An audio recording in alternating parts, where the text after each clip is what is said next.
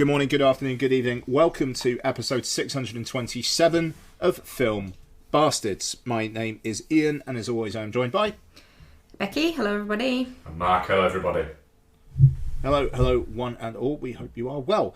Coming up on this pre-Mark and Becky going off on holiday extravaganza, we've got a couple of films for you. It's another horror film. Seems to be 75% of what gets released these days. It is Hokum, and we're also going to be talking about the recent Netflix Charlize Theron, Taran Egerton thriller Apex. Forgive me, they have just started the Miami Grand Prix, and no one has crashed on the first corner. I spoke too soon. No, they haven't. There was a bit of smoke. Someone forced somebody out off the track, but no, we're good. Apologies, folks. They moved the Miami Grand Prix 3 hours forward, which is literally right when we are podcasting. The guys are going away, so I couldn't ask to reschedule. So I do have it on in the background. I'm going to be absolutely honest about that, but I am going to be as focused as much as I possibly can. Right, very professional of me, but fuck you, you don't pay for this. Okay. Oh, okay. Not you. People do? Not you. Right. Mark's just siphon it off. I was listening to a podcast, right? Yes, me admitting it. I have been committing bastard embezzlement for years. Right. I was listening to a podcast, right, the other day, and it's a good podcast. I'm not going to name who it is, but it's about football. And it's a general football one, not a specific one for the team I listen to. And I enjoy the podcast. There is one particular guy on it who irks me, but it's like a rotating lineup. So there's a few of them that do it, and it's never all of them, and it's always like three of them that do this. Is this the podcast I think it is and the person I think it is? I don't know. It's a football. Okay, you know the football one I'd be talking about. It's okay, it's not that one. Okay, it's a very good podcast, is what I will say. So I'm going to say what the podcast is. It's Libero, and it's a good podcast. There's one of the hosts that I don't always agree with, and when I find that I don't agree with him, I really don't agree with him. And he was talking about the fact that, and he said about, that he watched the Bayern Munich PSG game, and he said, and the other hosts that were on at the time all kind of went, okay. He said, you see, the thing is, I don't really watch football that often without another screen around, so I'm either doing something or I'm looking at my phone. But with this one, it was that thrilling that I had to just sit down and watch it. And I thought, hang on a minute, you're a football writer. And I thought, he means, often he'll have his laptop there for, working for, in match parts. When, obviously if I'm working, I have to have my laptop there. But if I'm just watching something at home, I'm always, it's background thing. I'm thinking, hang on a minute, you've just revealed a little bit too much there, haven't you, sir? And it was that made me go, this is probably why I don't get on with you on the show, because I often find that you're saying things that I'm a bit like, that feels like it's the barroom opinion rather than your opinion. Are you seriously dedicating... fuck that up. Seriously doubting his commitment to Sparkle Motion. I am indeed. So yeah, sorry, that was just... It was just a thing that when I heard it, it made me go... Maybe don't do a football podcast, mate. Yeah. But for anybody who's into football, the Libero podcast is very good. For anyone who's into F1, my new team Ferrari are currently in the lead. Go Charles Leclerc. That is a surprise. Be a fun time capsule, this, if shit goes really fucking wonky. Anyway. Yes, quite. So, fuck you. You don't pay for this. But... Although also, we very why don't much you listen to appreciate some you of our listening. friends' shows? Sorry? Although we very much appreciate them listening. Yeah, no, yeah. Sorry, that was no idea. Yes, we do. I swear, I'm on non-alcoholic Estrella Dams tonight. Like that's not just drunk me. We do very much appreciate you listening. Also, please do listen to our friend shows such as the returned Chin Stroker versus Punter, Rewatch Project, The Good, the Bad, the Odd, and Entertainment Landfill. And without further ado, let's get into some trailers. Guys, I'm going to let you lead on this because I don't want to get my phone out and then have my AirPods get confused about what I'm supposed to be listening to. Yeah, that's fine. So there is a few. We'll leave the biggie till last. I'm not talking about Jackass specs. Good. Well, let's talk about Jackass. Yeah. No, thank you. I'm hard out on this. No one gives a shit. I'm less in than I thought I was going to be. I think the novelty when it started out as a series of these like young dudes just doing stupid shit and hurting themselves. When it's like old dudes doing stupid shit and hurting themselves, it's a bit like, ooh, that's gonna cost them a lot on their medical bills. Can you imagine the fucking insurance policies that Paramount have to put out for for these? It wild. I really don't like the fact that a lot of this looks like it's going to be a bit of a clip show. Really, really, really not a fan of that. That's the kind of thing that, they used to do like Jackass 2.5 and 3.5. That feels like something that should be a Jackass 5.5. Apparently, it's because they literally haven't finished shooting it all yet, and the actual film is going to have old bits and then reacting to it. But also as well, it's somebody has come out and said, it's not predominantly old shit. That's fine, but you could probably go on YouTube and see Jackass stars reacting to past clips of themselves. Oh yeah, that's it. It's. I'm just looking forward to it because I've always been a big fan of it. It'll be fun to I like the fact that they're very much going, look, this is the last one. Look, don't get me wrong. I'm looking forward to it. I always like Jackass. It does make me laugh that the last one was called Jackass Forever, and then this one it's just like, yeah, this is the last one. But they can't go on forever, obviously. The new stuff looks like it could be funny. That one guy who's like the new Preston Lacey, I'm worried how long he's going to live. That dude, big. But hey, I'm sure they'll do some fun stuff with him, I suppose, which hopefully makes it worth it. Look, we'll see. Comes out in June. It's not far. And nice alternative to summer blockbuster season. Somebody is in the wall, and it is Isaac Hajar. He was thumping his steering wheel. Then he is not a happy bunny. Right, what else we got? What else have we got? Office Romance. Right, all the YouTube comments were like, this is the entire film, which often happens in YouTube comments, but honestly, what else is left to be revealed in this film? Yeah. I get the feeling that this is going to be a bit how much is he going to have to carry it? It just tonally, they feel too different. Yeah. Like, he's kind of cute and funny, sweet guy, and she's J-Lo, and it's just a bit... There's just an element of how much do we need the whole, oh, she's a serious boss lady, and oh, don't breathe near her. Yeah, I do feel like we're past that, and I feel like nobody told him when he was writing this that we're kind of over boss bitches. Yeah. As a cinematic audience, that's happened. Just all feels a little bit gone.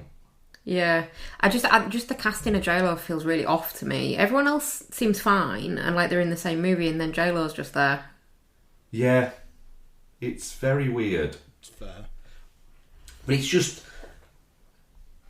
I don't know. There seems to be. It seems to be like we've got a few of these coming up. Maybe it's just because we've got The Devil Wears Prada effect. and this both on the horizon that it just feels a little bit more.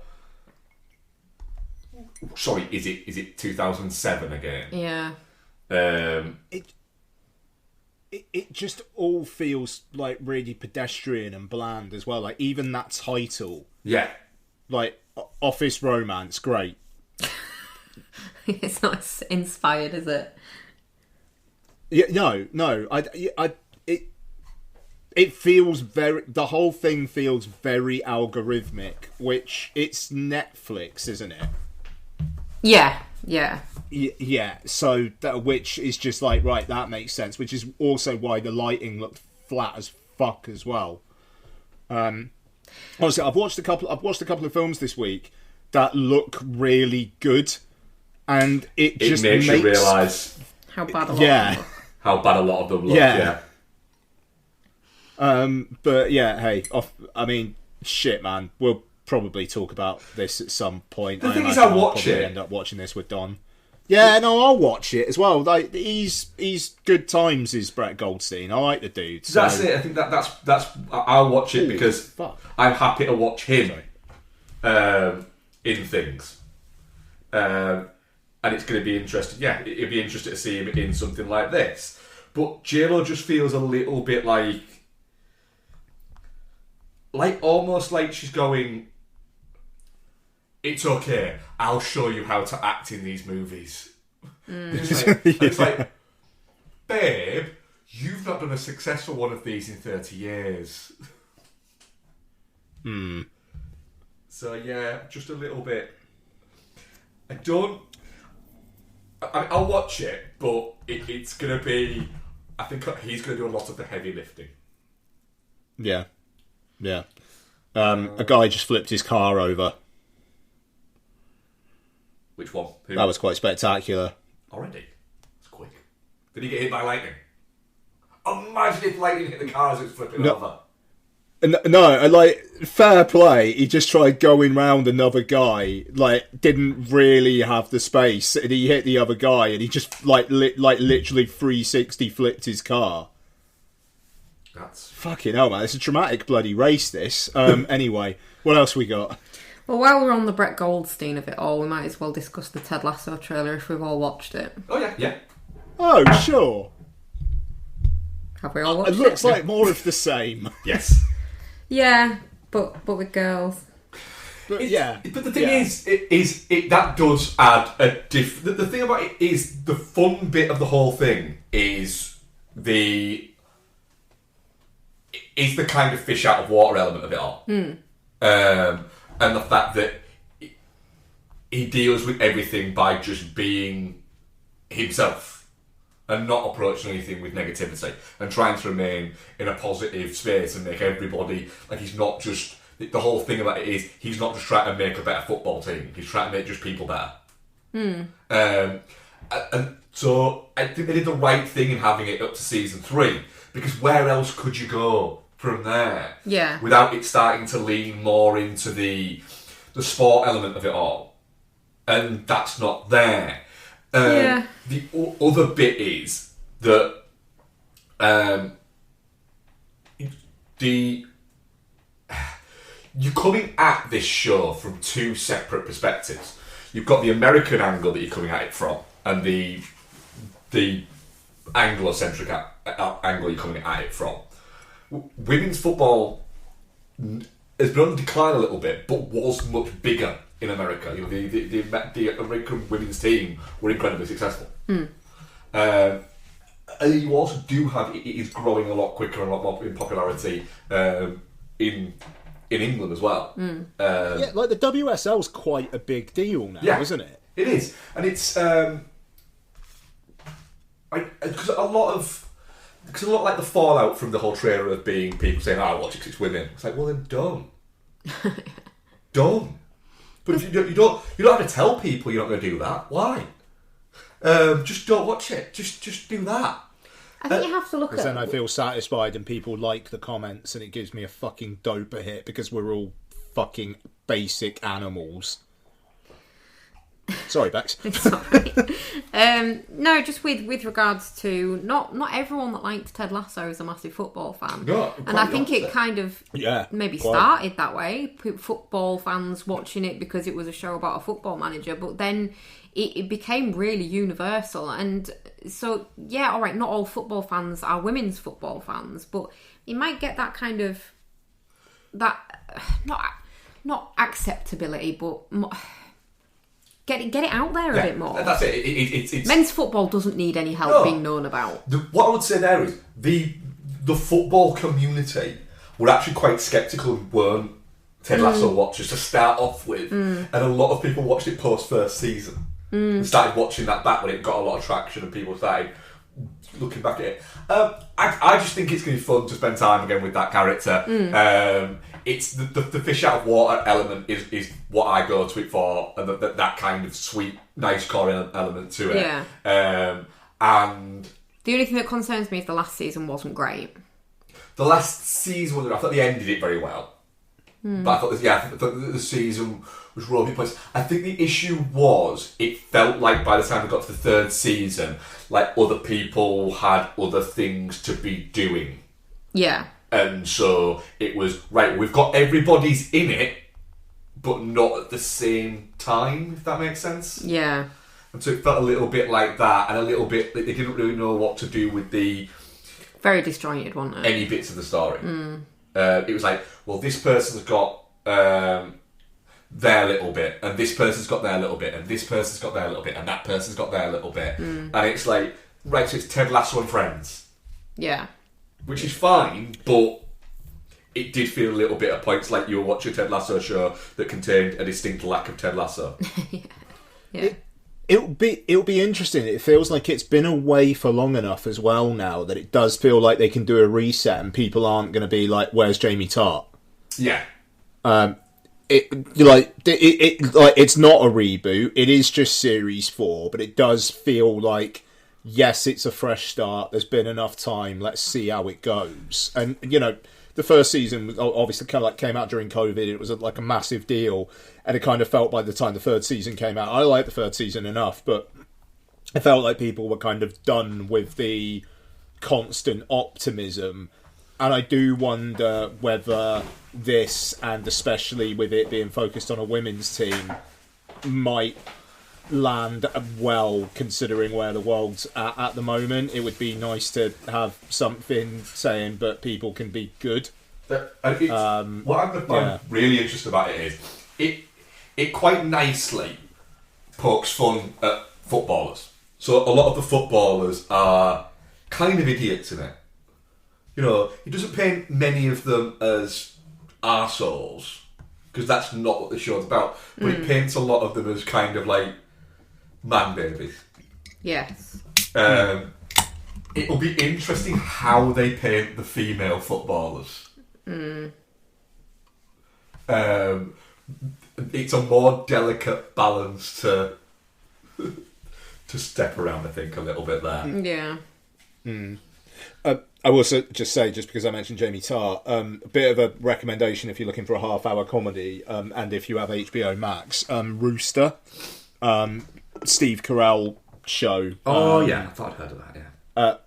Yeah, he's in that completely different character, absolute dickhead, but in kind of like a different way. Very good in it though, and yeah, I'd recommend that. Like good 20-25 minute like weekly comedy.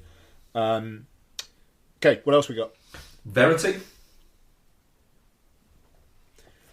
I mean, if this is going to be as psychosexual as it's making it out for, then let's go. Yeah, I'm a little bit... At first, I was a bit like, right, yes, we get it, Dakota. You're hot. But is there a chance? There's something else there.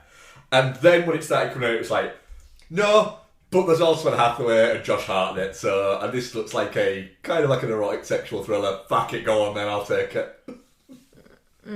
Yeah. Little wary that it's directed by Michael Showalter, who is having an interesting, in quotes, career. Last directed Oh What Fun. One of the most depressing experiences I've had watching a film in a long time for profound reasons. He's not directed anything good in a while.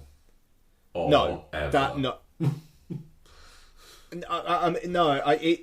He's a real odd one, and he's also to blame for Jessica Chastain winning an Oscar for The Eyes of Tammy Faye. Of course, But yeah, like, I don't know, looks like it could be interesting. As if this is what the film actually is, then yeah, colour me intrigued. Yeah, that's grand. Thanks. Yeah, I mean, yeah, it looks interesting. It's a bit of a weird, like, Anne Hathaway seems to be very much trying to be interesting. In every movie. Well, interesting, and make interesting choices, which, you know, love that for her. But obviously from what Ian said last week, it doesn't sound like Mother Mary's landed terrifically well. Mother Mary? Shite would be, yes. It didn't really land. It more like crashed into the side of a mountain and nobody noticed. Yeah, I mean, it's made no impression whatsoever. It's incredible. Even the side of the mountain. Yeah, quite. I mean, fair play, though. Like, Hathaway was just like, fuck it, Devil Wears Prada 2 is out next week. I don't need this film. You know, went to the premiere, and I think, like, did no press for it. Fair. Didn't need to. Probably picked the right horse. By the way, question. I'm wondering whether I should go beardless and just get a pair of glasses like Stanley Tucci and try to rock the bold, hairless look that Tucci does. Would that work? I think you could give it a go, but it's can you deal with the regret if you go for it and go, this doesn't work. But then the regret only takes a couple of days, and then I start getting the hair back. Yeah, that's it. My thing is, though, there's an incredibly fine line between Stanley Tucci and Penfold.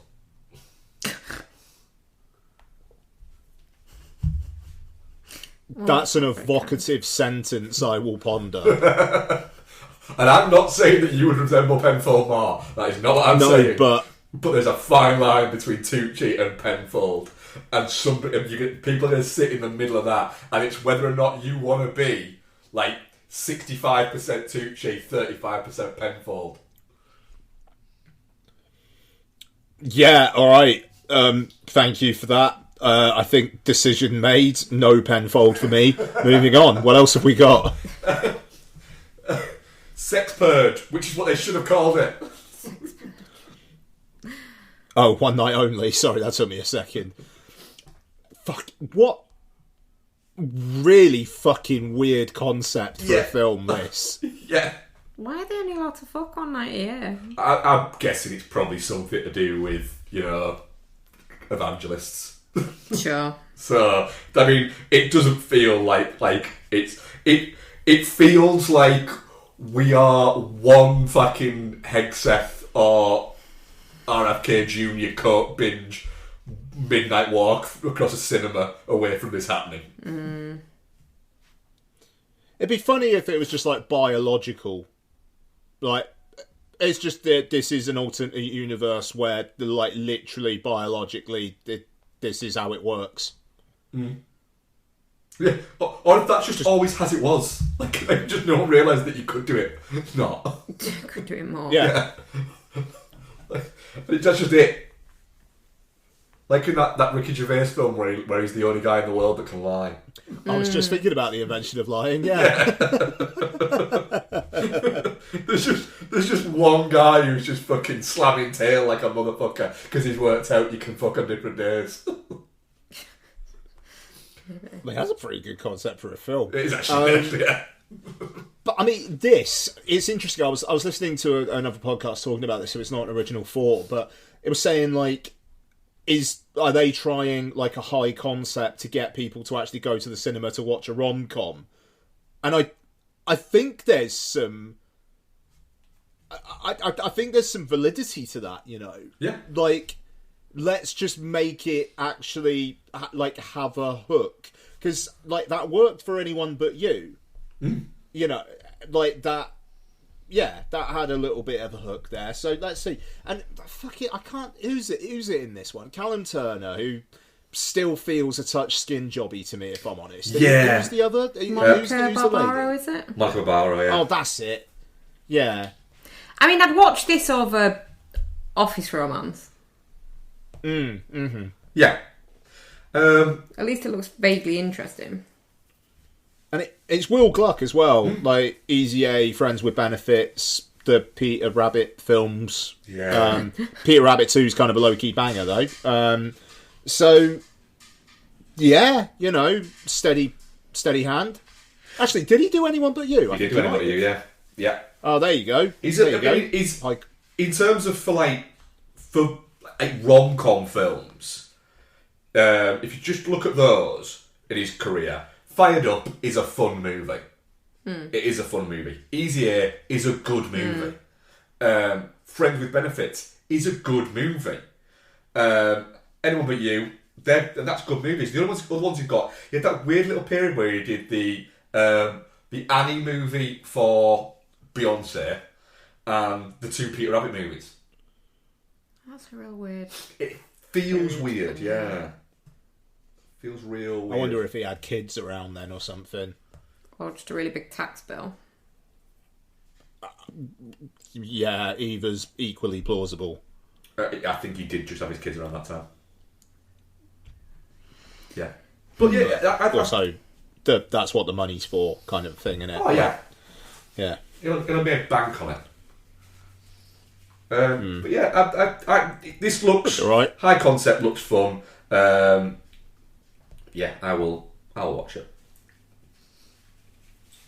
Right, next, go. Me go? Yeah. So, well, the only other one I think we've got is the Resident Evil teaser trailer. Yeah. Okay. Yeah, I mean, it's for a teaser, it's quite long, a couple of minutes.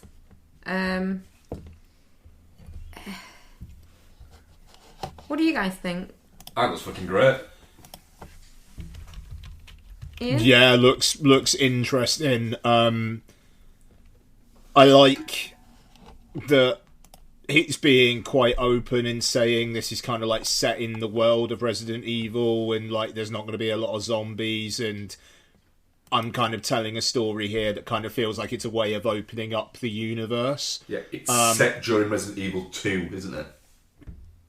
Yeah. You know, that's a choice, but like we've said before on the show, talking about this, like the fact that he has gone to do this when he really, really, really didn't need to at all, it really gives me hope. Like there's gonna be some good shit here. Yeah, and it's not like it's just to make money off of me. He's gone, I have an idea. No, exactly, and I quite like Austin Abrams as well, and he feels like a character who could be a little bit like lanky streak of piss, but also like could potentially handle himself. Like I feel like he'll grow into the role as the film goes on, despite the fact it will probably be pretty much real time. Yes. I'm looking forward to this, man. Yeah. That is what it's hinting at, isn't it? It's not come out and said it's real time yet, I don't think, has it? But Craigers has been very much like, it's like 90 minutes long. And it is, we literally join him, and then it's him getting from one place to the other, but we join him during his journey. I've heard that it's him literally delivering I think it's either an organ or a blood for a blood transfusion. Okay. So clearly he's delivering a T-virus. would seem so. Yeah. Yeah, Bex, you seem uncertain. I think it looks like a very good film. I just don't think it looks very much like a Resident Evil film. It's just not giving Resident Evil. Do you mean Resident Evil the films? Because normally Resident Evil films give Resident Evil vibes. Or the games. But I mean, Welcome to Raccoon City really, really does, though. Yeah. I think, Yeah. Yeah. Whereas this just looks like a very good and very interesting looking horror movie. Which, you know... Set in Resident Evil world. Yeah, but it doesn't look like it's set in the Resident Evil world. It just looks like it's a very good, very interesting looking horror movie. I don't think you're much more versed in this than I am. Well, I don't know. The monsters don't seem right, and the vibe doesn't seem right. I don't know. It just doesn't feel... I don't look at it and go, ooh, yeah. Well, hopefully on a trailer it may like it. Yeah, it is only a teaser. Yeah. I mean, I'm excited for it because I think, you know, Craig is good. He does good work. It looks interesting, but it's yeah, we'll see. It's going to make a shitload. Mm-hmm. But that isn't the arbiter of success, is it? I mean, it is within certain metrics, but yeah, no. But I mean, I feel like there's going to be a buzz for this one that there hasn't been for a Resident Evil film in a long time, and you know that is the Kreger thing. I think that we'll see. But given the ending of Weapons, I'm like, if we could have that kind of frenzied energy in a Resident Evil film, I'm pretty up for that. I think because it did screen at a festival. Not a festival, at a screening to some critics, and one of them said, "We can't say a lot because we've been told we're not allowed to. What I will say is, if Fury Road was a horror movie." Okay. Yeah, which is a hell of a line. Yeah. Okay, that's trailers. Let's get on to our first review, which is going to be for Hokum, written and directed by Damien McCarthy and starring Adam Scott and a few other people. Florence Ordesh, Will O'Connell and Brendan Conroy. Sure. A horror writer visits an Irish inn to scatter his parents' ashes, unaware the property is said to be haunted by a witch. I was pretty surprised because I knew that logline and I'd seen the trailer, and then I think the film kind of went in a kind of directions I wasn't necessarily expecting. Actually, Bex, this is definitely your wheelhouse, so let's lead with you. What do you make of Hokum? Yeah, I think just it's really interesting. The imagery it uses is very good and creepy, and it builds that vibe really well. Like the creepy hotel, the creepy old man that owns it, and his weird little fucking diorama that he's got set up in the lobby. And then the story, and then obviously the ending. You've got well, hang on a second, what was real and what was magic mushrooms kind of element to it. I think the fact that it was, you've got the whole, was it supernatural or was it just this fucking guy? And you've got that decision to kind of make for yourself. But, you know, even if the supernatural's there, it's helped along by the fucking guy. So I just think it handles those two elements really well.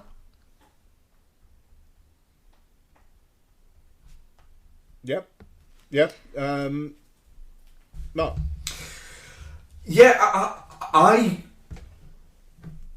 remembered the image from the trailer and where he's in the bed and the weird face thing comes out at him, but I didn't remember what it was about at all, and I purposefully didn't look any of that up before we watched it, just so I could go into it. I think sometimes going into these kind of horror movies, sometimes just knowing a lot less is better. So into it like that, but I'd seen a lot of people over the past couple of days reacting to it really well, and saying it was really atmospheric and that it was just a really good watch. Not necessarily that it was scary or anything amazing, but just that it was just a good film. And I mean, Bold make him as big of an asshole as they made him. Yeah. That kind of took me a little bit by surprise. And he doesn't ever, like, even at the end when he's in the hospital and he's talking to Albie, he's not much nicer. It's not like his experience is making him a better dude. No, he's a little bit. Marginally, but he's not. He doesn't kill that boy in his story. That's about it. You get. I think they kind of managed to balance it okay enough. But it was that one bit for me where he's like calling out that guy for telling those kids that story and just being like, what the fuck? Like, and the bit where he's like talking about the goat and like, couldn't you just scared it off? I like how abrasive he is. But I did kind of feel like the stuff with the bellboy almost makes it like, right, now we're going to make him suffer and you're going to enjoy it. Yeah. But it's not doing that. Yeah. And it just felt like a step too far for me. Yeah, I agree with that. That's about where I landed on it, was just, there's been a bit of a dick, and then there's been a outright attempting to be a dick. The bellboy didn't deserve that. The old guy maybe. The old guy did, yeah. Yeah, he was being a prick to those kids. Did, yeah. And what? Fergus. No, Fergal. Fergal probably fucking deserved it, because, like, don't just kill the goat. Poor little guy. But Albie didn't deserve to get a fucking hot spoon on his hand. No, that was a bit weird. That's just assault, actually. Yeah. like the hotel should have thrown him out there a little bit. But then, when it's kind of like revealed that, oh shit, he's basically gone there to kill himself. Yeah. Then I don't know. I think there is a bit of like, he just had insane fuck it energy. Yeah. And was getting very, very, very drunk. I turned around to Bex when he said that his mother had been murdered. Oh yeah. I took Bex and went, well, it's clearly by him. Like, it's clearly he killed his mother. Which I don't think like when he said a boy killed him, yeah. like, although they couldn't try him because he was too young. It was like, oh, okay. So that's you then, you prick. Yeah. But I also don't think the movie's trying to hide that from him. I think it's being overtly obvious. Yeah. There. I had a good time with it. It's really atmospheric. It's good. It's a good-looking movie. I think it's a perfect example as well of, it doesn't necessarily have to be scary stuff that happens to make a movie scary. Yeah. The atmosphere can make it scary. Like, realistically, what actually happens in that room? He finds the dead body, which is a bit, like, not great. The clock guy keeps dinging his bell. He hallucinates a witch. But, like, realistically, most of it is, it's the vibe. Yeah. It's the creepy vibe. It's a creepy vibe. Yeah. It's atmosphere, which it delivers in kind of droves, really, to be honest. Yeah. It's a good idea. Yeah. Yeah. I mean, it's not scary in the slightest. The jump scares are very, oh, okay, there's just going to be something there. Yeah. I like those. A few of them got me, but I am incredibly easy to get on a jump scare. So that's fine. They're not... Jump scares are not scary, if that makes sense. They're just a reaction thing. Yeah, I mean, there's a couple that are just like loud noise. Yeah. So like the first time you see the rabbit face thing over him, and the when the witch is like, you first see her face properly, and it's just a really loud noise to accompany it. Yeah. Which are cheats, like almost like cheats for me. Yeah, they are a little bit. They still get you, but they are a little bit like, can't you just swing a camera around and swing it back around and it just be there? Yeah. But like you guys say, it's really got a vibe. And I was into the mystery of it as well. Yeah. Like the witchy stuff, I don't necessarily think it really kind of connected the dots there. But then if the intonation at the end is like, well, he just hallucinated that stuff, then I suppose fair enough. But it definitely wrong-footed me. I really assumed it was a Wicker Man kind of scenario for a while. When they were like, go home, go home, go home. So when it was revealed that guy killed the barmaid, I was like genuinely surprised. Yeah. But yeah. I don't know. Horror. I've not enjoyed a lot of like horror recently, so maybe it was going in with lesser expectations, but I liked it, and I think because of the vibe, because of Adam Scott, and it looked good as well. I thought it did a lot with a lot of darkness. Yeah. I think it worked. I always think that David Willott brings a lot to films, to anything he's ever in. The guy who played Jerry. He was great. I think he's always he's always like in things, but in never a big part. But every time he's in stuff, he's got a really nice way that he delivers lines, and a real it always feels quite natural within his characters. Yeah, even when it's like a bit of a. That could have easily slipped into like real comedy territory. Yeah. That character. He's actually quite like there's like a sad to him. The sadness to his character. Melancholy. That's the word I was looking for. But then you've also got the great line of him talking about the fact that goats just like to fucking eat rooms and look at themselves in shiny surfaces. Which fair. Good on him. Actually, I almost forgot. I really enjoyed the weird bit that he saw on the TV. Like, that was completely, like, out of context and never repeated, but I really enjoyed that. Yeah. The TV fucking called him out. Yeah, that was good. I like the random suddenly we're in black and white for a couple of minutes bit. It's like, what was that about?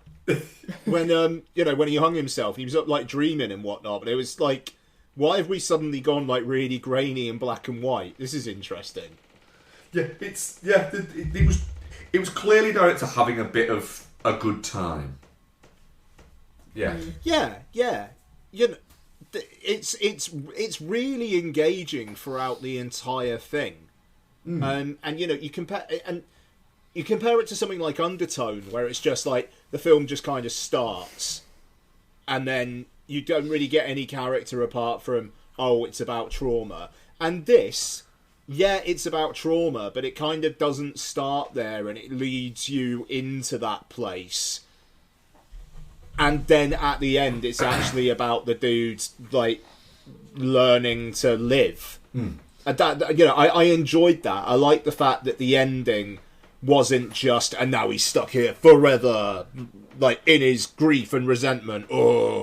It's like more hopeful than that, which is nice. It kind of tells its story and it ends. I don't know. It just like I say, Undertone is really like the low bar for theatrically released horror like recently. Yeah, no, it's this is so much better than shite like that. Yeah, Undertone was very much a we're thinking about things so much. We're thinking about this. This movie's about sound. Shut the fuck up. Yeah. It's going to make me look at Damien McCarthy's other films, Caveat and Oddity. I'll watch both of those now. More that I'll actually actively seek them out to give them a watch. Yeah. Because apparently Caveat apparently is good, and even people who liked Hokum have said, I really like that. But if you haven't seen Oddity, watch Oddity. It's better than that. Okay. So, yeah. I'm definitely not shit. And our audience poll was definitely not shit. 100%. Nice. Yeah, same. Yeah, definitely not shit. Really good. Definitely not shit, yeah. Does anybody want half time? I can carry on, but if anybody does. Keep going. Okay, cool. Alright, guys, what have you been watching? Not that much, have we there? No. But a busy week, haven't we? So we've watched a lot of... We're doing a rewatch at the moment of Bones, aren't we? We are. Which we kind of fell into. And then have kind of blasted through 5 series of it, haven't we? Oh, we have so far, yeah. Not this week. We haven't just done 5 series this No, week. that'd be wild. Been over a few weeks. But yeah, we've been rewatching that, haven't we? Yeah, we've not watched any films other than the main reviews. Choose or Die, we watched. Did we finish that? Yes. Did I fall asleep? I think it might have Oh, been, God, that film's fucking awful. I was really enjoying it. I was enjoying it whilst also thinking, this is shit. Oh, that's a Netflix film, yeah? Yeah. Oh, should I not go back and let me watch just- it with the rest then? It's fine. Okay. It's just, yeah, it's not great. What I will say about it, great fucking score from Liam Howlett. Yeah? Yeah. Oh, nice. Yeah. When I saw that come up with Liam Howlett, I was like, oh, alright. And then as I was going through, I was going, I'm enjoying the score more than I'm enjoying the film. Yeah. I said I gave it 1 out of 5 back in 2022 and said gets a half star for Eddie Marzan shouting "fuck the 80s." Yeah. Awful fucking film. Yeah. It passed some time, is what I would say. For that there. But just saying, yeah, so we are in the little period of Bones where for 2 seasons of it, it seemed to be sponsored by Toyota. God, yeah, it's hilarious, isn't it? Right. And so there will be moments where for no fucking reason whatsoever, they'll be driving someone in a car and one of the characters will go, oh my God, can't we get there any quicker? And another character will go, oh no, it's okay. My satellite navigation system will get automatically us there calculates quicker." the quickest route. And it calculates the quickest route. Are you sure you can park in that brutal. space, Angie? No problem, Hodgins. My rear view camera automatically turns on when I put my car in reverse, and then I can see exactly where I'm going. Yeah, how do we live without these? And then it like close up on a fucking Toyota badge. It's honestly that's so brutal. shit. Honestly, it doesn't just happen once. It's happened like 4 or 5 times. And it's just different Toyotas. It is and wild. It's people that would not normally be seen driving in this. There's a whole thing for like the first 3 seasons about Booth is the only one that drives. And then all of a sudden they're all in random fucking cars. Yeah. But not random. Not random. All All Toyotas. Yeah. There's a big one about a Prius, isn't there? Yeah, what's the thing about the Prius? There's something about a Prius, but it doesn't even make sense because it references something to do with basically I can't remember what it is. But after I was like, well, hang on a minute. Why does she keep on when she's driving? Keep on changing gear? It's a Prius. Yeah. It's an automatic. It's an auto. Yeah, it's painful, the Toyota shit. Yeah. It is really bad. But enjoying my Harry Watch of the show. It's fun. Yeah, it's good. It is. Really It's also quite fun seeing all of like there's a lot of like pointing at the screen going that's blah. Like Carl Glasner's in it. Who? Carl Glasner. Yeah. Is in it. Michael B. Jordan's in it. Yeah. At one point. And there's a few others like of people that crop up. Like you've got a long running bit where a recurring character is Jonathan Daly, the guy who directed World of Warcraft. Not World of Warcraft. Dungeons and Dragons. Yeah. And I think I'm fairly certain, I might be wrong here, but I think he's part of the team now that's doing the new Star Trek movies, I think. Yeah, okay. I think he's been handed the keys to that. I also have watched one movie solo. Have you watched any solo? No. No, you're not. I've been working a lot. That's a lie. No. So basically, like, just to clarify, I was off last Friday, Saturday, Sunday. It was just my days off. And then I went to work on Monday. I was quite unwell on Friday, Saturday, Sunday. I had a really bad cold. And then I went to work on Monday and then started like seeing double and getting flashing lights and feeling really dizzy and stuff like that. So I had to come home early. So then I had obviously Monday afternoon and Tuesday off because it turned into like a migraine. But then I was off Wednesday, Thursday, days off, back on Friday and Saturday to then have 2 weeks off. So I basically accidentally had Friday through Thursday. I had a week off, worked 2 days, and then I got 2 weeks off. But I had to pay the price of having a migraine.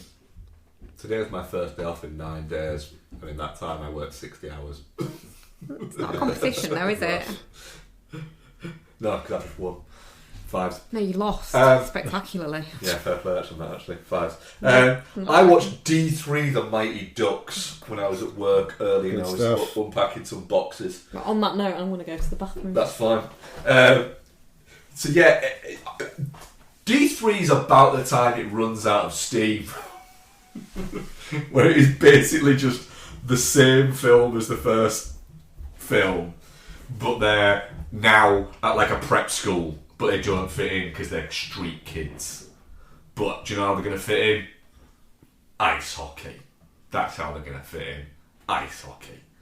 Okay. Yeah, it's... One is a genuinely very good like kids movie. 2 is a fun enough sequel that introduces a few of the characters. 3 is you should have stopped at 1. Okay. Is what I will say on that. I mean, 3 made 22 million at the box office. To put that into perspective, that is half of what the second made. And the first did like 50-60 million, which almost like I think like a 10 million budget is pretty good going. Yeah. But yeah, that's what we've watched this week. So, but a busy old week. What have you been watching here? Oh, fair play. Yeah, I got a few things. So I watched Thrash after you guys talked about it last week. Yes. Yeah, it's fun. Takes too long to get going for my money. It really does. For not a long movie either. No, and it's only like an hour and a half long.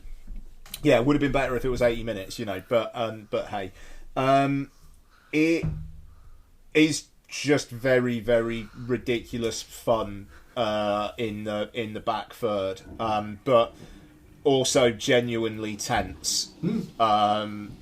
Like there's some blood in the water at one point where I was just like, oh fuck. And it worked well. You know, Tommy Vercola is a good genre filmmaker, and he makes the most of what I'm assuming is a pretty mid-budget here. I know we were kind of talking about this on WhatsApp, but the subplot with the kids and the foster parents felt weirdly disconnected and almost like they just had to have something else happen to fill out the time, but you probably could have had Jaimon Honsu and that news crew kind of get into some scrapes, whereas they don't at all. But hey, yeah, it's fun. You know, that's about it really. It's one of the rare Netflix films where I'm like, that would have been a good time in the cinema. Yeah, and it does have the great line of, "You're going to have to look down there and see how wide I am." Yeah, that sequence was something. And yeah, I also enjoyed the sequence where the kids are prepping the stuff. There's a bunch of Evil Dead-esque kind of pans and cuts, and then it just ends with one of the kids going like, "Wait, what was the plan again?" Which is brilliant. Also, you do get Jaimon Honsu reacting to something saying "Jesus fucking Christ." Yeah. So, you know, it this is a film that knows what it is and is having fun with it. So, yeah, enjoyed it. Okay, then on a genre tip as well, I caught up with Whistle from a couple months back. Corin Hardy's new film starring Daphne Keane. So, plot of this, essentially, there's this skull that if you blow into it, it's an African death whistle. So you're basically being stalked by what your future death is going to be. Which is an interesting premise. It leads to some really gnarly deaths. There's one in particular that feels very Nightmare on Elm Street inflected, which I really, really enjoyed. It looks great. Corin Hardy is a film director. It does kind of feel, though, that the rest of it is very will this do. The cast of like teens getting stalked by their deaths is pretty identikit. There is an antagonist character in it who I genuinely don't understand what he was. He is a youth pastor who also deals drugs, but the youth pastor stuff is not a front. He does very much believe in God, but also just appears to Daphne Keane at times and offers her drugs a lot because she's an ex-junkie. It's very, very odd. Lottie watched most of it with me, kind of covered her head during some of the more gnarly bits, and at the end, mild spoiler alert for Whistle, said what we learned from that film was never blow into African death whistles and be gay.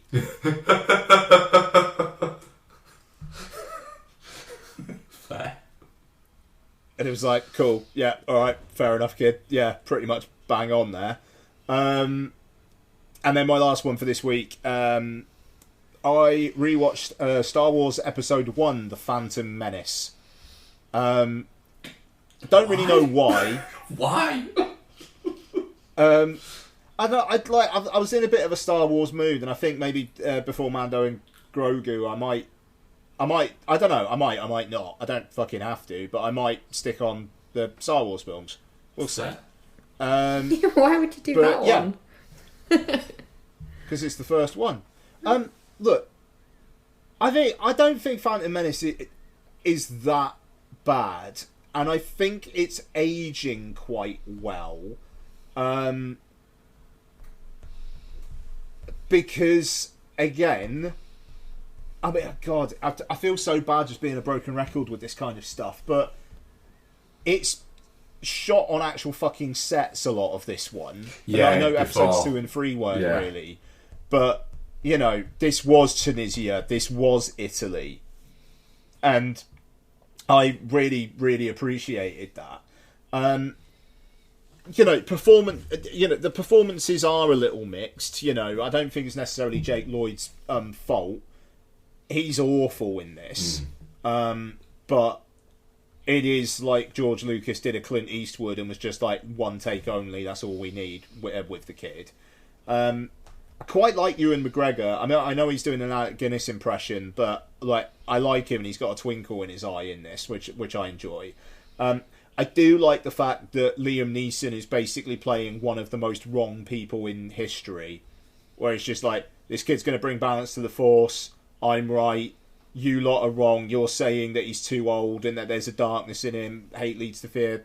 Fear leads to hate. No, fear leads to anger. Anger leads to hate. Hate leads to suffering. Yeah, but fuck you, Yoda. I'm going to train him. And then they're basically guilted into letting Obi-Wan train him because Qui-Gon died. Qui-Gon fucked up. There you go. But I think Liam Neeson's alright in this. You know, the Jar Jar stuff, not great. Way too goofy. And they do goofy stuff with R2-D2 and C-3PO in Episode 2 as well. So I don't think George Lucas really learns that lesson. But the pod race is ace. The Duel of the Fates lightsaber fight is brilliant. And I mean, honestly, John Williams' score does a lot of heavy lifting in this as well. It's fantastic. So I had a perfectly alright time with this, and I remember I remember disliking Episode 2 a great deal more, and I expect that to remain the case. Episode 2 is... Phantom Menace, I'm okay with it. Episode 2 is... I was okay last time I watched Phantom Menace, but episode 2 is bad. It's bad. It's a bad movie. That's it. And then episode 3 actually kind of has some interesting shit in it, like with just how dark it gets and how Palpatine's manipulating the situation in that. That one I seem to recall was actually all right. But yeah, there you go. I'll maybe talk about the others in the weeks ahead. Maybe I won't. I don't know. I don't care. You're not going to tell me what to do. Right. Apex is directed by Baltazar Kormacor and stars Charlize Theron, Taran Egerton, and before he falls off a mountain, Eric Bana. A mountain climber haunted by a fatal decision in Norway, that might be about Bana, retreats to the Australian wilderness for isolation. Her journey turns into a desperate hunt when a deceptive local targets her as his next ritualistic prey in the bush. I like the addition of in the bush there. Mark. Yes. Apex. Yes. Thoughts? It's a mixed bag, this one, I think.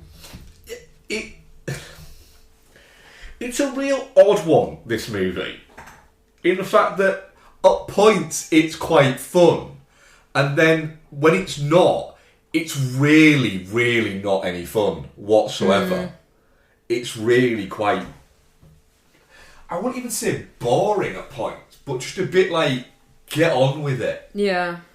I think the juxtaposition of, like, Taron Egerton, I think he's really good in this. Yeah, he's a lot of fun. And I think he does the crazy really well. But the juxtaposition of that with Charlize Theron just being fucking mopey it's too up and down. Yeah, it's the... Their energy's too different in it.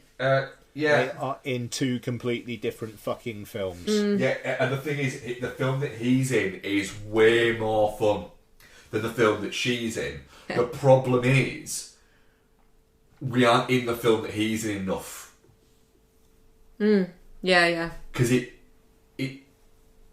he becomes part of her movie for longer than she's part of his movie. And that's what kind of drags it down a little bit. It's, terrible title as well. Should have been the F1 film title. Should have been the title for the F1 film. That's better.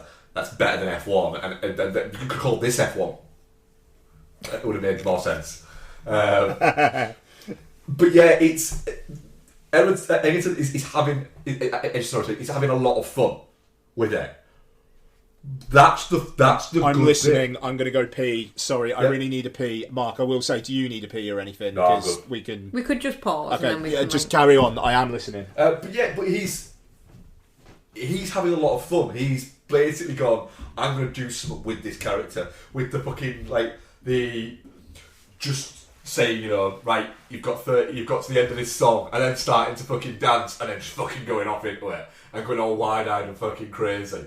And there's bits like that are a lot of fucking fun. I still maintain that weird noise that he makes throughout it. He just fucking did that in one of the script readings, and they were like, "Fuck yes, do that every 10 minutes or so." It just says makes animal noise. Yeah.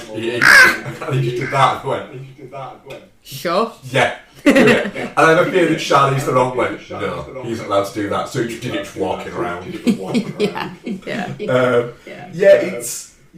I think it's helped by the fact that you kind of know that Taron Egerton is a really just a nice guy. That him playing that feels there's almost like an inner there must be something, and she keeps going on about I know that all these things are wrong to me, like oh dear. I'm just thinking, where have you got that from? But then you could have played more on that, like the bit where she says about the frame.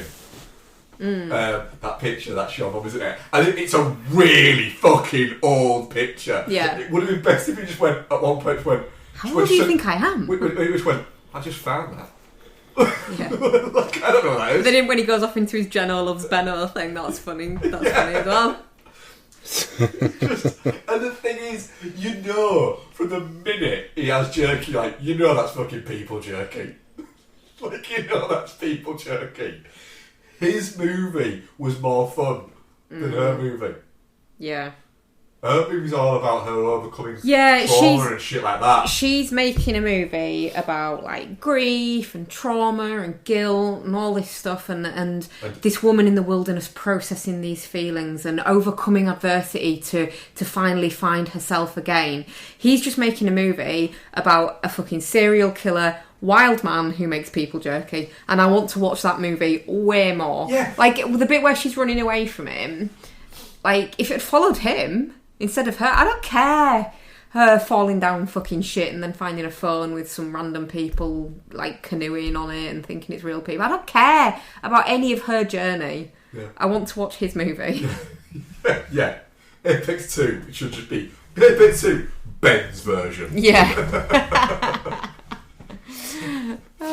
And like he's making a video journal and it's like Ben she keeps saying that she knows I've gone through loads of trauma. I'm going to tell her some real weird shit. Yeah. And it just ends up like he's like the Joker and he's just got all these backstories that he's just fucking made up and they're all really different. Yeah, that'd have been more fun. Like they shouldn't have killed him. No, I didn't enjoy it when he splattered. No, because he was better than her. It's almost like the ending of it. She gets up there and it's like, oh, so you were right all along, you could do it, you just needed another go. That's the third act is such a letdown when it's just like, all right, they're going to do it together and then something's going to happen and then he's going to die. Yeah, great. It really does lose the bite that it had. He is doing some like really quite bonkers stuff in this, and yeah, like you guys say, just more of that, please. Yeah, I mean, like I thought at the beginning as well, like the first 10-15 minutes, like the screenplay is just Eric Bana telling Charlize Theron all the stuff that's wrong with her character that she's then gonna have to kind of like resolve by the end of it. Yeah. Great. And then with awful fucking CG, George's point on WhatsApp, not an original thought again, but just like she like opens up the tent and then it's like, oh, she's like on the side of a mountain. It's supposed to be this impressive shot, and it's just like, if it in any way actually looked like any element of that was real, then maybe yes, it would be impressive. Yeah. There's another shot later on where she gets to the top of the mountain thing where it's a similar kind of thing. That one looks better, but I was thinking about this because you had mentioned it before we'd watched it, that thing, and so I looked out for it to see if I could spot the same shot you guys were talking about, and straight away I was like, it's this one. But there's another bit later on, about midway through the movie, that really annoyed me, and it's a bit where she falls down the side of something and the camera follows her, and then she falls into the water and the camera goes into the water with her and everything like that, and it's just, that looks like shit, because you know that it's all CG, because it doesn't happen like that. Life doesn't happen like that. If that had just been a static, a couple of shot angles from it of that happening, that'd have been quite a fun shot. But because it's, what we can do is using this, we can drag it so you're part of the action. Well, no, I'm not. I'm not part of the action. I'm watching it. The fucking shot in Boogie Nights where the camera goes into the pool along with the person jumping into the pool is more impressive than that. It is. Because it's an actual camera following someone down an actual pool. It's that thing of, well, I know that the gravity, the physical gravity, not just gravity in general, the physical gravity of how that happens, that isn't how that happens. I have fallen. And it doesn't feel like that. Don't try and trick me into it. You're part of it. Well, no, I'm not, because I'm on my sofa. Drinking a cup of tea. Yeah. It's like, when that guy falls in the pool thing in Big X is a brilliant example. When that guy falls, I watched that going, I really felt like I was falling into that pool. I was like, that's cool. Yeah. When did we have to feel like we were fucking part of it? Yeah. They convince us that that's what it's to do. So you feel like you're in the action. But I don't. But I mean, it's like, Cormac McCall directed Everest, didn't he? I believe so, yeah. Like, that shit's got a bit like production value to it. Just way more than this. This feels closer to the COVID era Netflix films like Red Notice. Yeah. You know, where that film, literally, it felt like every real-world location was just against a green screen, and probably was. But at least they had an excuse with that. I often get along quite well with Comco's English language stuff. You know. Same. Contraband, fun movie. Yep. 2 Guns, good 21 movie. Guns, that was him, wasn't it? Yeah. Everest, I really liked Everest. Adrift. That's alright. It's a fun enough movie. Weird, but I quite liked it. Quite gnarly that, actually. Adrift. But this, yeah... I thought it was a bit shit. It's just like, it's not going to do anything for Charlize Theron's career as well. And it kind of feels like she's done more Netflix films than not Netflix films recently. Same with Taran Egerton, actually. But, I don't know, at least... his shit's interesting. Like her, she's done like the fucking Old Guard films. I mean, the Old Guard 2, one of the worst films of last year. She did the Paul Feig School of Good and Evil. Again, like franchise starter wannabe, that just absolute wet fart of a film. Like, I'll be honest, Charlize Theron is one of the rare actors who could actually do with her MCU role kind of actually getting some traction now. I mean, it feels like she needs that kind of a thing. I mean, she's in the Odyssey, isn't she, as well? Yeah, which will help, you know, like for sure. But yeah, she's I mean, this ain't it. This film. She's done a lot of Netflix stuff where she's sad and walks a lot, walks like looking down a lot, looking sad, and then had a little bit of an action thing, and then it's sad again. Little bit of an action thing, and then it's sad again. It's you know, for me, basically because of Egerton, a very, very mild, definitely not shit, but it is one of the most 3 out of 5 films I've seen in a long time. I think it's shit, but I think Egerton comes out of it, you know, very clean. Yeah, Egerton unscathed, absolutely. Yes. Right. Do we have an audience poll? We do, yes. And also, Bex, what did you think? Shit, I take it. It just feels incredibly insubstantial at the end. It's like, you've got some good shit going through it, but the sum of the parts is just weak. Yeah. So I think it's a touching clock for me. 100% definitely not shit. People got on with it. That's cool. I've honestly, apart from us, heard nothing but good stuff about it. Fair. Okay. We're just miserable cunts. Apparently. Okay. No, we're just more enlightened than those people. Yeah, people just have lesser standards. Yeah. Netflix films, cool, that's fine. That's yeah, listeners, hi, that's you who voted and being snarky. Sorry.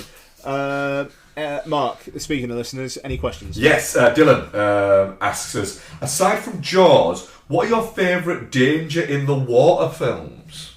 Perfect Storm. Perfect Storm's a good shout. Deep Blue. Is it Deep Blue Sea? Ghost Ship. Fucking adore Ghost Ship. Donkey Punch. It is actually sound like on a ship like that, yeah. I mean, I really like The Abyss, but that's set underwater, so I can't count that. You can count it. No, I don't think I can. I don't love The Abyss as water much was as I pretty used good. to. Sorry. Water was good, yeah. Perfect Storm's a good one. Trying to think, there's one out there that I'm not thinking of. Do you know what? Might actually go back and rewatch this, but I really remember really enjoying The Shallows. The Blake Lively movie. Oh, The Shallows is good. Yeah. Right. Dead Calm. Dead Calm's a good movie. Early Nicole Kidman. Right. Billy Zane. Yeah. Directed by Philip Noyce. I don't think I've seen that. Nice. Oh, good movie. Good movie, that. That was a proper like fucking Wednesday night on ITV at like fucking 10 to 11 movie. Yeah. Yeah. Is it a Sunday night while eating salmon and cauliflower rice movie? It may well be. It may well find itself into that little subgenre. Yeah, Dead Calm. Good movie. Fair. Yeah. What are we covering next week? Cool. Any other? Well, Mortal Kombat 2, innit? Yes. Nice. I'm really looking forward to Mortal Kombat 2. Same. Yeah. Summer movie season is absolutely here. So Mark and Becky are going away for a week, so and then I'm away, but I'll get we will record and I will get the show out before I go Friday 15th of May. We will then be having a bit of an enforced break unless Mark and Becky record separately, which you guys are welcome to do, by the way. I can edit it and put it up, but yes, May will be a little bit sporadic. So just prepare for that. The Grand Prix is still on, so I am going to say thank you very much for listening, folks, and thank you very much, Mark. Thank you very much, Ian. Thank you very much, Becky. Thank you very much, Ian. And listeners, I do like you, I promise. Bye. Bye. Bye.